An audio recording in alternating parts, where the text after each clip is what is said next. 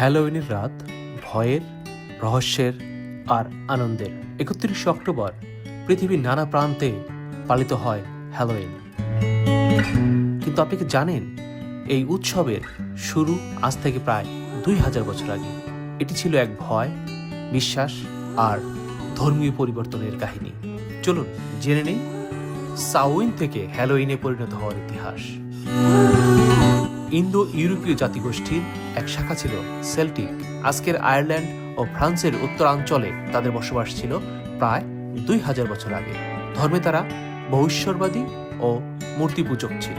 Gregorian বর্ষপঞ্জি অনুযায়ী তাদের বছর শেষ হতো ৩১ অক্টোবর। এই দিনটি ছিল তাদের সবচেয়ে বড় উৎসব সাউইন। সেল্টিকদের বিশ্বাস ছিল এ রাতে মৃতদের আত্মারা ওপার জগৎ থেকে ফিরে আসে। খারাপ আত্মারা যেন ক্ষতি না করে তাই তারা বাড়ির সামনে খাবার রেখে দিত।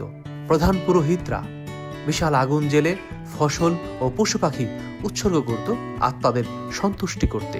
ভূত প্রেতের পোশাক পরার রীতিটাও শুরু হয়েছিল তখনই, যেন আত্মারা তাদের চিনতে না পারে। এইভাবে ভয়, বিশ্বাস আর আত্মার ধারণা মিলে গড়ে উঠেছে এক অদ্ভুত রীতি। ৬০৯ খ্রিস্টাব্দে খ্রিস্টান ধর্ম ইউরোপ জুড়ে ছড়িয়ে পড়তে শুরু করে।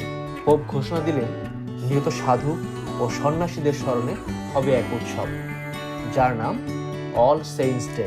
প্রথমে দিনটি উদযাপিত হতো ১৩ মে, পরে তা সরিয়ে নেওয়া হয় নভেম্বরের ১ তারিখে।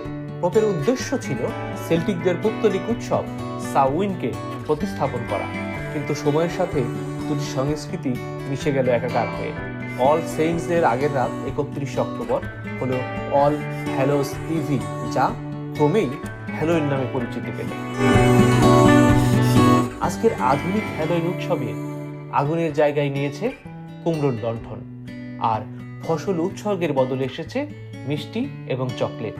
তবে মূল ভাবনাটা একই, আত্মাদের সম্মান জানানো, অজানাকে কেন্দ্র করে আনন্দে মেতে ওঠা।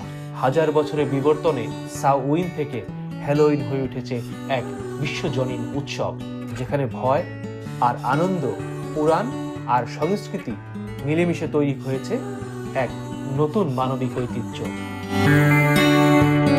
সম্রাট মুনির, লন্ডন, টরন্টো, কানাডা।